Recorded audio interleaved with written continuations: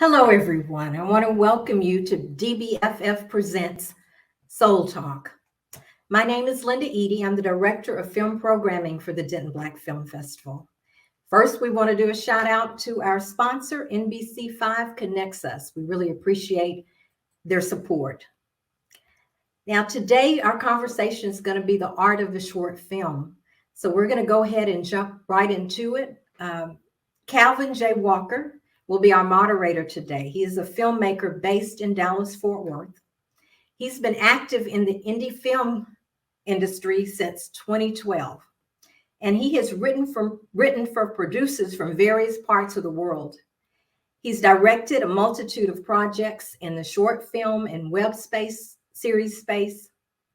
Calvin is also a casting director. He has a casting agency, WM Casting, and it's a go-to agency if you're looking for diverse talent. Calvin is also married and has 3 amazing children. So without further ado, Calvin. Thank you very much, Miss Linda. Well, thank you so much for joining us and for moderating this conversation. Yes. I'm going to get out of here. Okay. So thank you. Thank you. Thank you. Hi, my name is Calvin J. Walker, and I am a filmmaker, writer, director, producer, casting director, craft services, to do it all. And I'm so excited to be moderating this amazing conversation around the art of short film. I have 3 incredible guests. You can go ahead and bring them on up. And I'll be reading their bios so you can know all of these amazing people who are with me today. All right, so first up, Rock White. Rock White is an award-winning filmmaker based in Dallas, Texas. He has a film degree from the University of Oklahoma and has worked in various production and crew roles to support on sets over the years. Rock uses his experience to aid local filmmakers in telling their stories with a focus on development. He has spent the past 10 years working to gain a functional knowledge of many crew positions to develop his own understanding of storytelling in this visual medium. All right, next up, Mr. Chad Quinn. Director, writer, producer, a native of New Jersey. Chad attended Temple University, where he obtained a degree in marketing and business law. He then went on to pursue his law degree at Howard University School of Law. During his studies at Howard, Chad realized that the experience only renewed his passion for writing. After 10 plus years in corporate America, he decided to put all his efforts into his craft. With no formal training, Chad has managed to place as a finalist in multiple film festivals, from HBO's Project Greenlight to the American Black Film Festival's TV1 competition. The situation with TV1 turned out to be a fruitful relationship, as his first feature film was brought by the network. In the summer of 2014, Mr. Quinn's TV pilot series, The Kids, was rated as the top unsigned pilot series by The Blacklist. This writer-director has multiple films that have done extremely well on the festival circuit, from the American Black Film Festival to the prestigious Pan-African Film Festival. Chad has worked extensively to create projects that highlight and examine the human condition. For the Love of Music, which he wrote and directed, won Best of the Fest at 2018's Hip Hop Film Festival and aired on Revolt TV. Mr. Quinn truly takes the monarch Art as a Weapon to life, as he's also teamed up with Ava DuVernay and Ryan Coogler's Blackout for Human Rights, a network of concerned artists, activists, filmmakers, musicians, and citizens who committed their energy and resources to immediately address the staggering level of human rights violations against fellow Americans throughout the United States. Blackout for Human Rights was recently selected as one of Ebony Magazine's Ebony Power 100 honorees. Chad was also selected as a top 10 finalist for a fellowship with the Sesame Street Writers' Room and named as a notable writer for 2015 by NYTF. In his young but blossoming career, Mr. Quinn has already had 4 feature films that premiered on network television: Love to Death at TV1, Christmas Bells on BET, A Surprise Christmas on BET, and Chestnut Family Christmas for OWN. He currently is working on 3 new projects slated for early 2022. Thank you, Chad. And to next, Ciani Rey Walker. Ciani is a writer-director whose mission is to tell stories that give audiences a new lens through which to see the world, whether that be a less covered aspect of an event era or through the eyes of an underrepresented group. Walker graduated with a film production degree from Chapman University and now works for HBO. She has a passion for fashion and plans to bring social issues onto the fashion filmmaking scene. Her short film titled Misfits is regarded as one of the top short films to stream at the 2020 National Film Festival for Talented Youth, or NFFTY, and has won prestigious awards such as Best College Short at the Denton Black Film Festival, whoop whoop, and the Kathy Rickard Award at NIFTY, to name a few. And these are our esteemed guests. So about a month ago, the wonderful people at Denton Black Film Festival, the wonderful Linda Eady, said, Calvin, who are filmmakers that we can get to talk about short films? And I was given the privilege to figure out who would I want to talk to. If I could talk to anybody, who would that be? And I've not met Ciani before, though we are both Walkers, so I know that you're great because we're probably cousins somewhere, and that's great. I've known Chad for a few years. We've never met. We were in a writing group a couple of years back, and I've always been a huge fan of his work. And Rock White, I've gotten a chance to work as a casting director on his award-winning feature film Low Key. And so I said, I want to bring people who I know are great artists and great people to talk about this. And so I'm so excited to get the chance to work with, to speak with you guys. I saw Ciani's Misfits a couple of weeks ago, and I was blown away. And I was like, oh, we got to get her.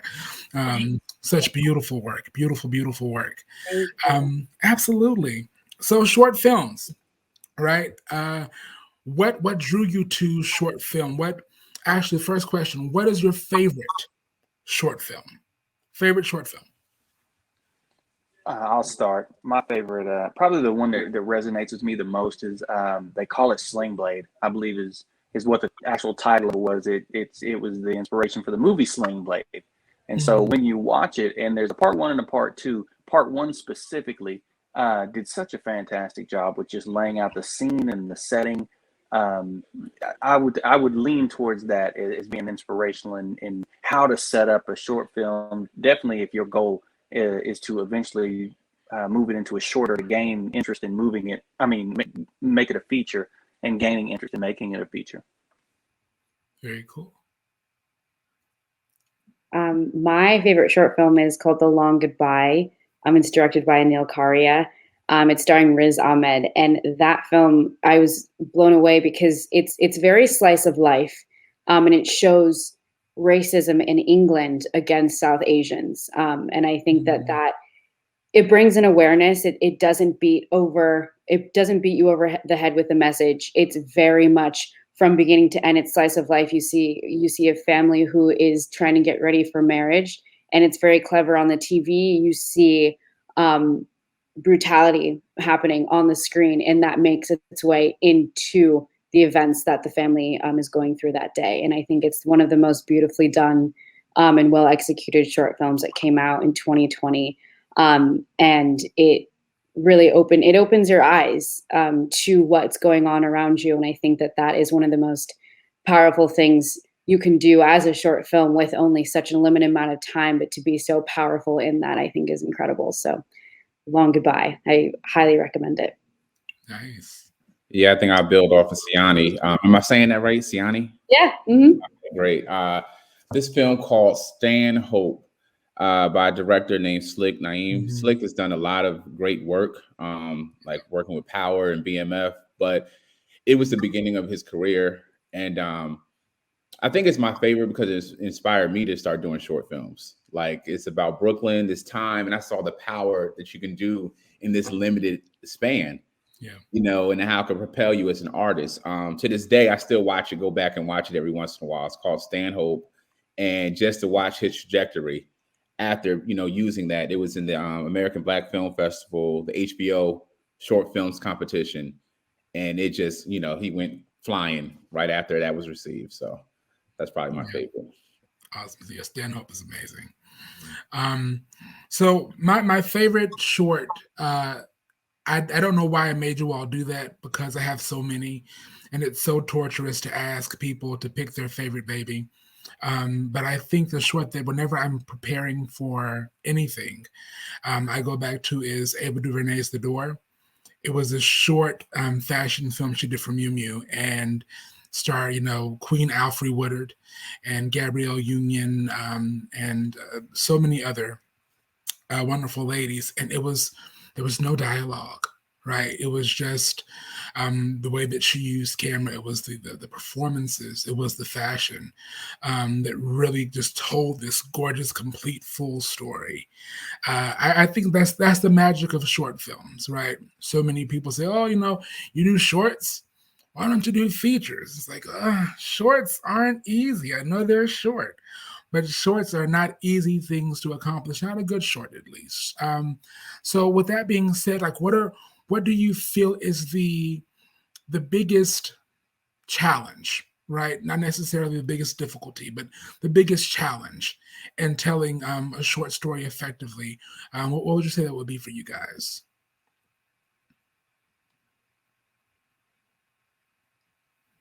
I think, go ahead, Chad, go ahead. No, I was letting you go. I think the biggest challenge is really focus and honing in on what it is exactly that you want to say. Because, like we're talking about with a short film, with a feature, you have a lot of time and you can develop, you have 3 acts, you have all these character arcs, you can introduce a lot of characters. And as far as a short film is concerned, you still have the 3 acts, you still have all of that, but it's this big, so in order to have all of your story points resolve itself, your ABC story, all of that, to kind of tie together, you have to focus in on what you want. But I think that challenge is what makes you better as a filmmaker, because you don't get the space to go off track and to ramble. You have to sharpen that story so sharp that it hits every point and you're done. By the time that time runs out, whether it's a 15-minute film, 30-minute, 45. So I think that's always a challenge, especially because I like to do stories that are about huge events. So it's like, okay, this could go on. This could be a series. This could be, a movie. But if you have, for example, my last film, I had 20 minutes. And I was like, okay, how am I going to tell this event in 20 minutes? So I think that's a big challenge, let alone the production challenges, but No, I agree completely. I think it is, you do have a lot of production issues when it's a short. A lot of times it's a labor of love. So you don't have the same type of budget, so making sure that what I love about it, which is still a challenge, is that it's so intimate. Normally the crew is pretty small. There's not going to be too many actors. If you're not too ambitious, you won't be having too many locations. So it speaks to the need to be very creative and concise in what you're telling. To Ciani's point, it's like, okay, am I doing this to do a sizzle reel? Am I telling the complete story? Am I trying to pitch this as a series? Making sure you have an understanding of what that will look like, and I think that's where a lot of times people get confused because they're making gumbo, right? They're trying to do every little thing in the short, and it's like it becomes a little convoluted. You don't have the time to delve into too much backstory. You don't have an hour and a half to get into every character's whys and what's, so making sure that I can tell something concise and complete with this given amount of time, No, definitely understand. I think I know for sure both of you guys' last pieces. I want to say, Ciani, you used one location for Misfits, and Chad, it will be technically 2 because there was the exterior shot with the young boy, and then there was the house or the loft. I think it was so interesting because you all used rooms so strategically in breaking up kind of the acts of your film, if you will. And so, Ciani, you move into the kitchen, and then there's this big moment in the living room. And then we go down to the basement, like the deepest, darkest moment of these people's, pain. And then you go back up into the sitting room. And it's like it's one location, but you're utilizing every room you can, right, to show a different part of the story, a different part of the person's emotional journey. And with Big Shave, there is this this daring choice to have an actor, right, be so intentional that they have to sell the whole idea of the movie.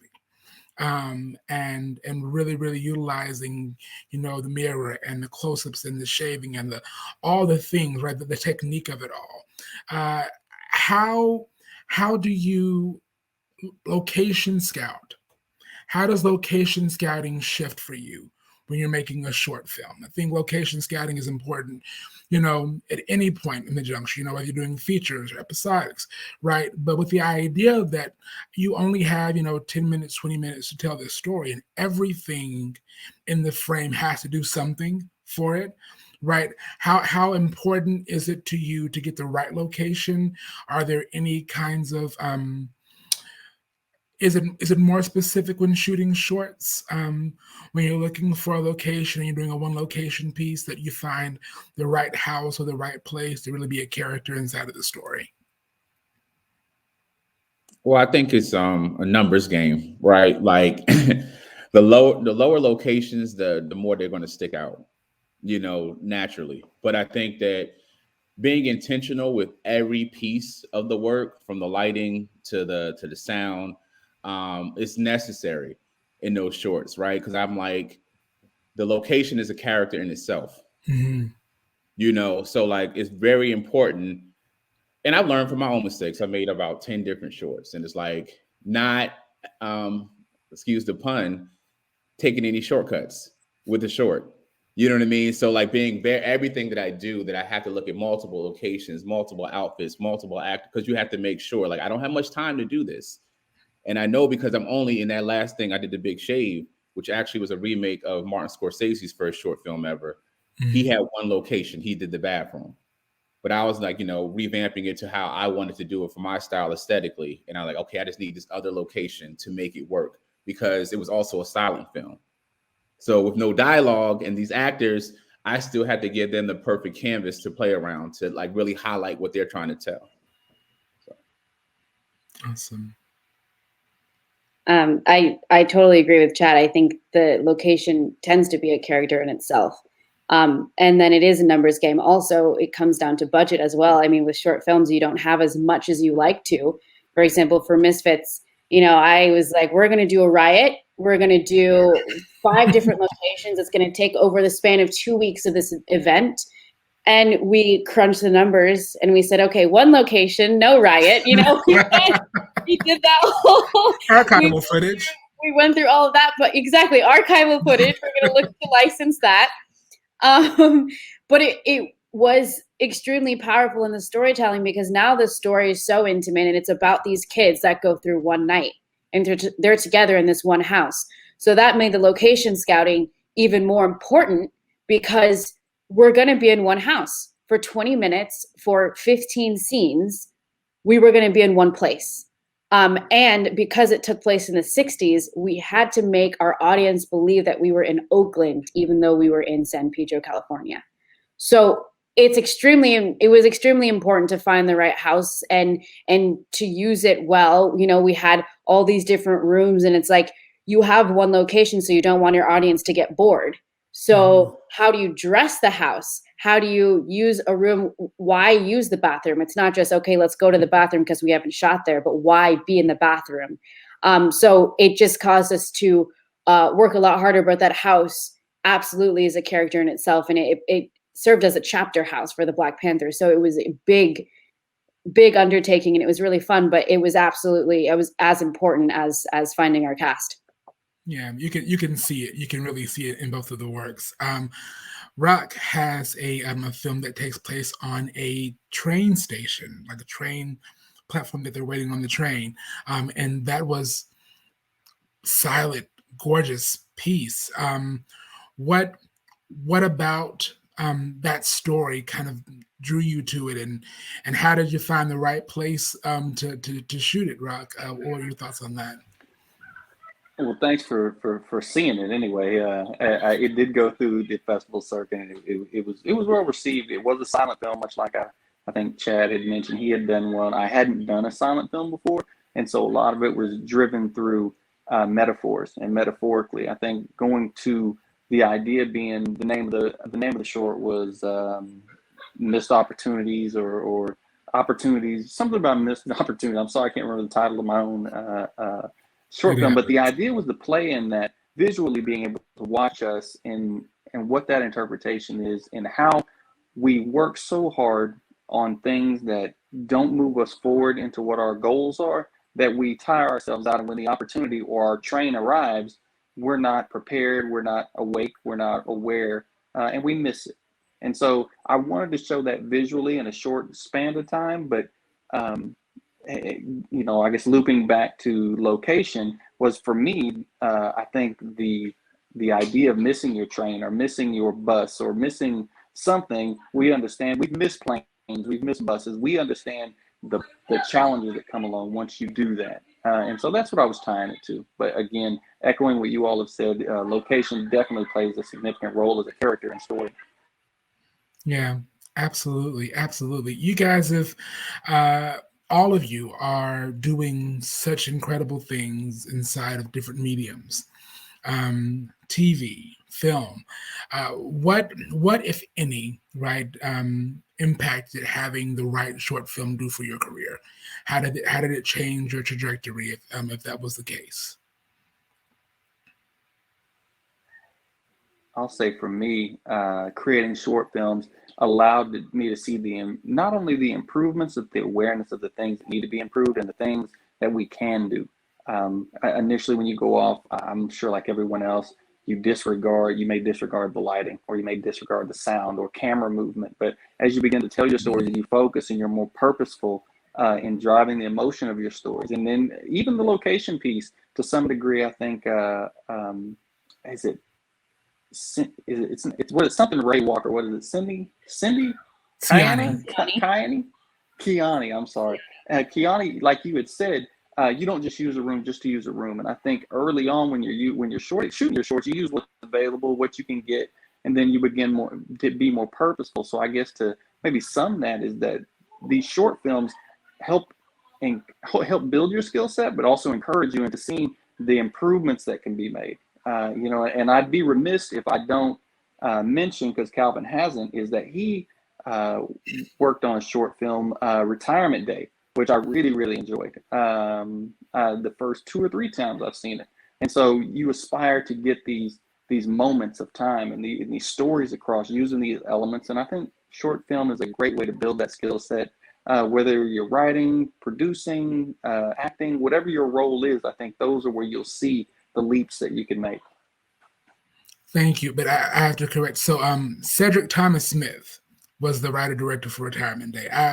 I worked with Cedric on another short that played that night, but Retirement Day is incredible. Cedric is one of my best friends. He's out in San Antonio, and he is a monster of a filmmaker. He's one of those people where you have to put out the disclaimer to bring tissue, because you're going to cry. Like, it's going to make you bawl every time. Love Cedric, but yeah, it's a beautiful piece.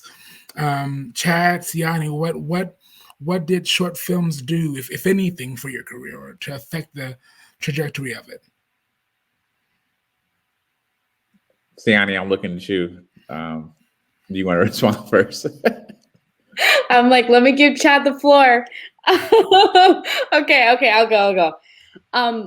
For me, I think short films help me find my voice as a filmmaker.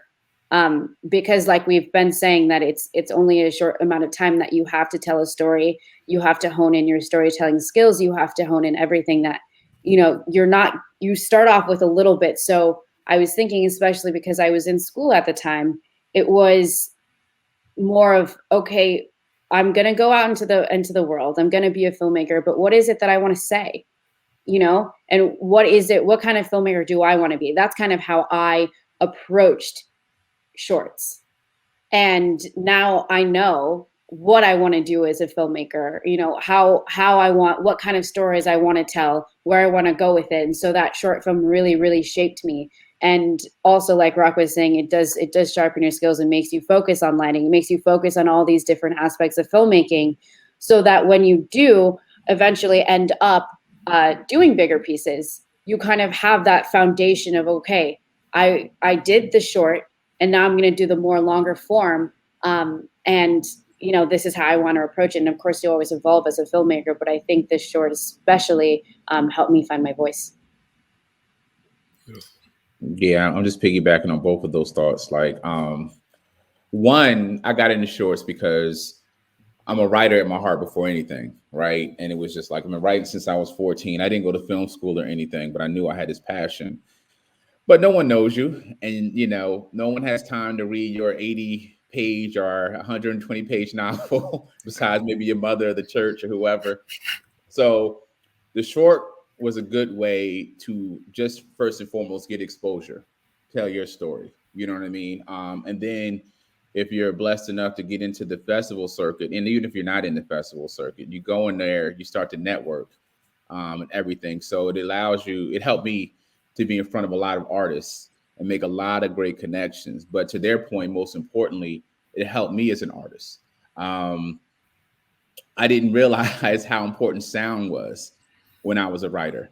So you're like in this box and you're just doing this, and you writing this bomb scene that's going on for 7 pages in the same location, and the dialogue is great. And then when you see they're like, oh, this shit, I'm sorry, it doesn't translate like this.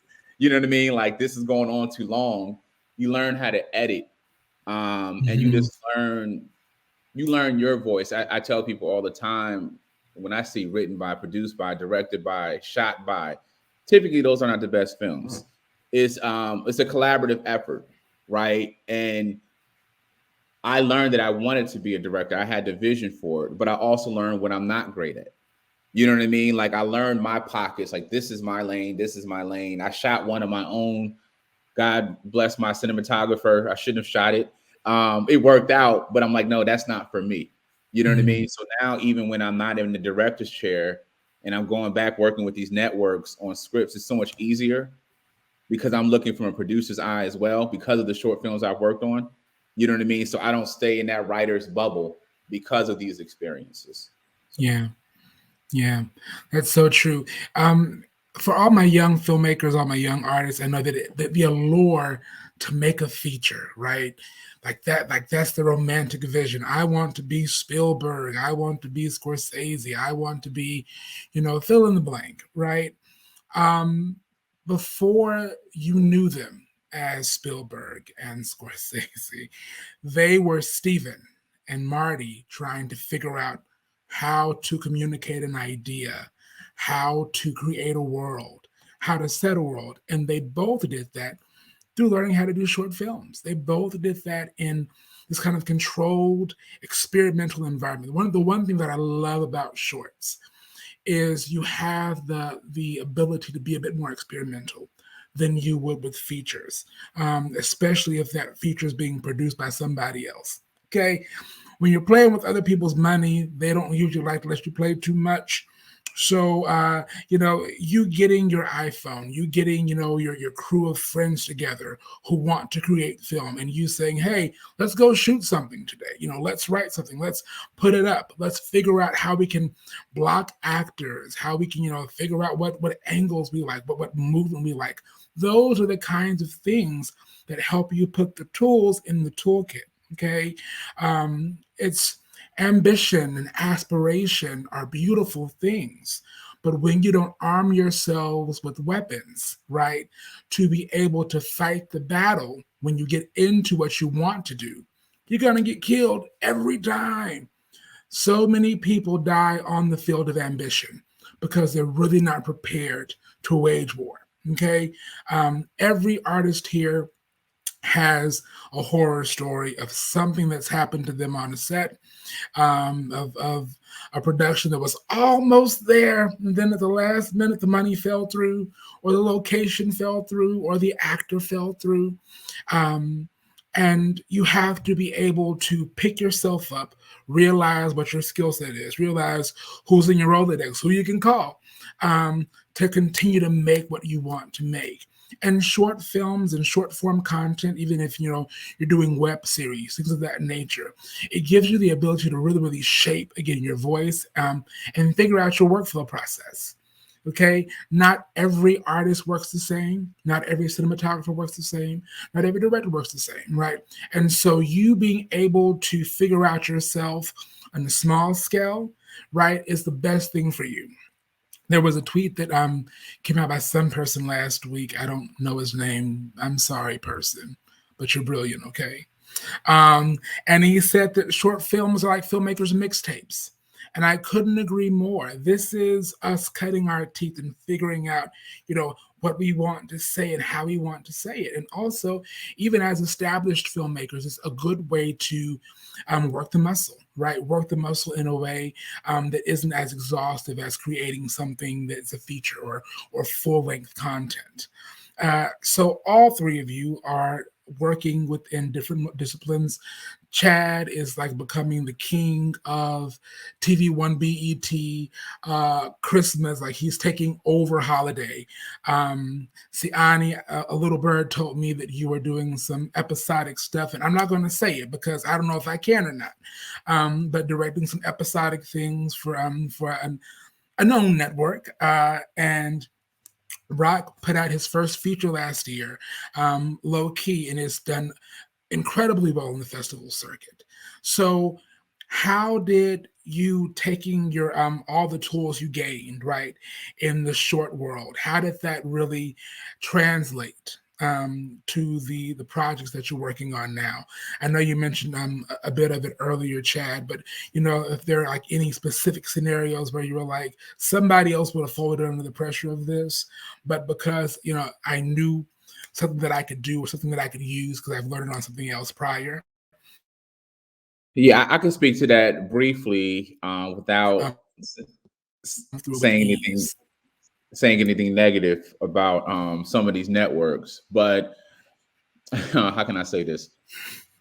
Networks are cheap when it comes to TV movies, right? The budget is they have like, what is it, champagne taste or whatever, but the budget's like malt liquor, so I think my experiences with short films, like I said before, they help you with that creative space. Like I'll go into a network conversation and they'll tell me they like the idea, they like the treatment, but we're only going to give you 6 locations and 8 actors for this whole movie. And you're like, okay, you know what I mean? Especially when you're doing something that's in that really themed world like Christmas, like the beats that are going to happen with these Christmas movies. So how many different ways can you tell these rom-coms where the girl and the guy don't really like each other, but they're going to get together, and you know what I mean? So you're still trying to find ways to be unconventional, telling these conventional stories.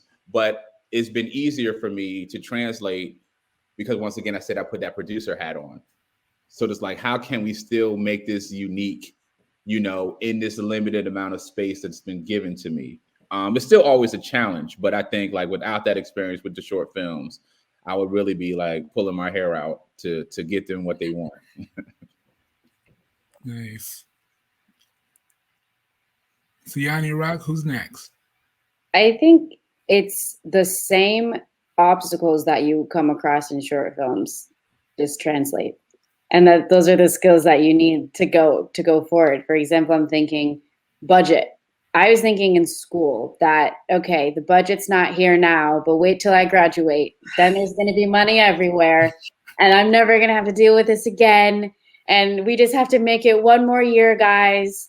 And then you get out and it's just, maybe bigger numbers, but it's still fallen through, or it's still not quite what you needed, So it's like learning all the problem solving skills that you learned in short films. It's the same thing. So it's, I just treat it as it's just a couple more pages, of script. Everything else is pretty much the same. So learning how to, okay, a location falls through. Okay, so what do we want to do with that? It's really what it is. It's being so close to your story that you can still get that story across with whatever production obstacles come your way. So, and that's something that you learn in short films, and that's never going to go away. It's a great skill to learn, just to make sure you know exactly what you're trying to tell. So no matter what happens, no matter if you get stripped down to an iPhone, you can still do it, which you can do it. So, yeah. Beautiful. I think the part I'm going to circle back to kind of what Chad had said around networking. He had said a little blurb earlier about networking, I think there's an important piece of, or not networking specifically. It was about the comment you made about when you see it written, produced, shot, when it's all the same person, then immediately we think that it's not that good. The take that I would say around the short film piece is approaching it in a way that you are building and learning to work with a team and networking. So those two things that go together, because as Ciani is saying, the problems and resolving issues and challenges, a lot of those things will happen through your network and through the people that you've worked with. And also, you know, it also teaches you that piece of understanding, like you said, no director works the same, no cinematographer works the same. So as you're working with these teams, that language that you use, that I think taking that in early on, as early as you can, even to what you said, Calvin, is get your friends, to get somebody, get a team together or a couple of people to go out and let's shoot, not take it all on yourself. I don't know if there's real growth that can happen that way. So I'll look at it from another perspective in that I look into use that as a training ground for team building. It's beautiful. It's so true. There's something special, right, as creatives that I would say other industries don't have access to. Whether you are a musician or an actor or a filmmaker, right? Creating is so communal, no matter what discipline you're in. Creating is a very, very communal, it's a communal practice. And getting in these short film spaces, again, where you have maybe 4 days to communicate an idea, or 2 days or a day to communicate an idea, as a director, it is one of the best things for you, because sometimes when you become so idealistic and it's just like, oh, and I think I want to say, and I think I want to, and maybe a flower there's like, nope, you have 4 days. You cannot, there is no going over budget, because you're already over budget because you're just making the thing. And so you have to learn how to communicate in a concise way. And it's so good. It's a good muscle because you're being put under pressure to communicate the thing. Something that Ciani said that I really loved, and I want all my young filmmakers, young not being aged, but being in your journey, to take into consideration. Your story is the reason you're here. Okay, your story is the reason that you came to set. It's the reason why you chose actors. It's the reason why you're doing any of this. It's all about your story. And if you don't love your story, your film will not be good. Okay, I'm going to say it again. If you don't love your story, your film doesn't have a chance. Okay, because your film is your baby. And if you as a parent don't love your child, I mean, you don't let him walk outside with his underwear outside of his pants every time, because you don't love your story in that way. And so before you get kind of caught up in the bells and the whistles and, you know, I'm going to submit to Sundance, and I'm going to submit to Slam Dance and the Rain Dance and all the dances, right? And I'm going to be big. But what are you going to be big at, right? You've got to be big at story first. That's the thing that you must be big at first. You have to be so in love with the story, so in love with what you are trying to convey to this audience, with this group of people, right? That you are able to take the watchers or the viewers on this ride, this complete ride that you as a director are fully invested in. And short films will teach you, it'll give you the ability to really learn how to love story. Right? A lot of the most convoluted feature films happen because the director didn't really understand the story. In all honesty, they understood the plot points, the things that needed to happen to get from point A to point B, but the actual overall story, they really didn't get it. And so that's why I kind of feel like, oh, it's kind of going along. But there's no heart. When you have understanding of what you want to say, that's where the heart lies. That's when a film goes from being it's a movie, to this living, breathing entity that people are obsessed with and connecting to and finding space in. Okay, so I have had so much fun with you guys. They are telling me to wrap up because they know that I can talk. So before I let you guys go, I would love to hear what's going on with you, what's happening next. Where can we follow you on the socials? I'll start with mine. Is low key. So my first feature film, we did do the circuit run. Whatever it'll be coming out in February on the Apple platform. But I'm currently writing right now, finishing up my second feature. Hopefully to start shooting maybe in the second quarter of this year. Along the way, working on several other projects wherever I can. I really am a big advocate of being a part of the crew. And I say that just from the directing standpoint, that's really where my focus is. And so every opportunity I get, I try to take it just to maybe strengthen my skills and my awareness in how to tell story. And I that resonates with me, what you said, Calvin, around that piece. Other part before I get off here, it's Ciana. I think I said Kiana earlier, but my daughter's name's Kiana, and so you have to excuse me. And the other thing was, not that you guys look alike at all, but I mixed you and Cedric up because I thought he did Checkout Time. You did Checkout Time. Yeah. Which really enjoyed it. So sorry for mixing you guys up. And the last thing, thank you all for inviting me. I appreciate it. Chad and Ciana, I'm excited and inspired to hear that you guys are doing things and see that people that look like me are putting stories out there, and also understanding and promoting to other young filmmakers the importance of building story and how short films can impact them. So thank you for that. Thank you. Oh, and my IG handle and everywhere else is Filmmaker Rock on IG, Facebook, Twitter. It's all Filmmaker Rock, just like it sounds. Awesome. Ciani, where can they find you? What you doing? So you can find me on Instagram.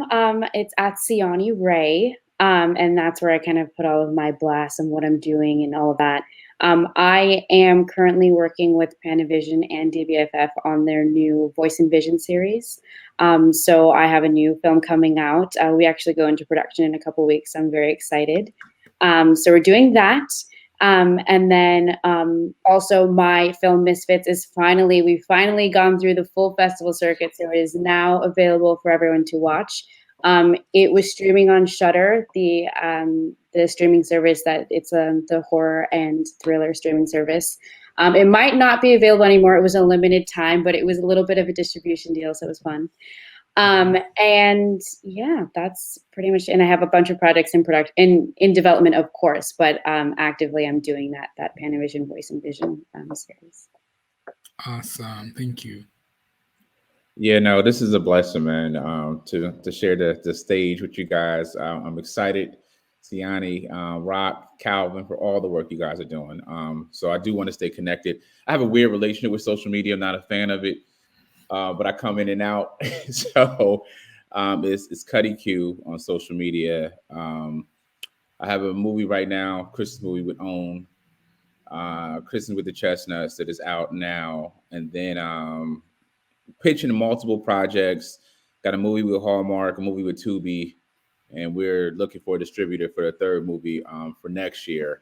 But also, God willing, we manifest this, that I will be directing my own feature film of one of my first stories come this time next year as well. So you know how it is in this game. We throwing darts and we figure out which ones land. But looking forward to hearing more from all of you. Thank you so much.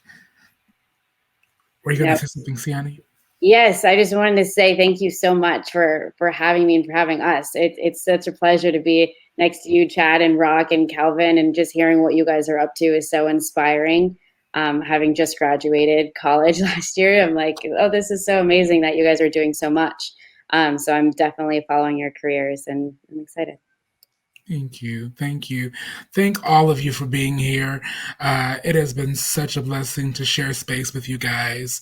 I hope that you all have enjoyed our time together.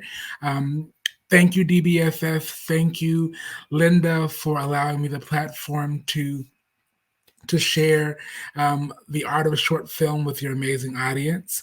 Also, thank you, NBC5 Connects Us, for being our sponsor. It's important for you guys to know that DBFF is coming at you all next month in January, and so it's going to be a hybrid festival. Lots of really amazing events are happening, spoken word, film, art, master classes. There's so much going on at DBFF, and we would love for you to join us. Again, thank you very much and have a great day.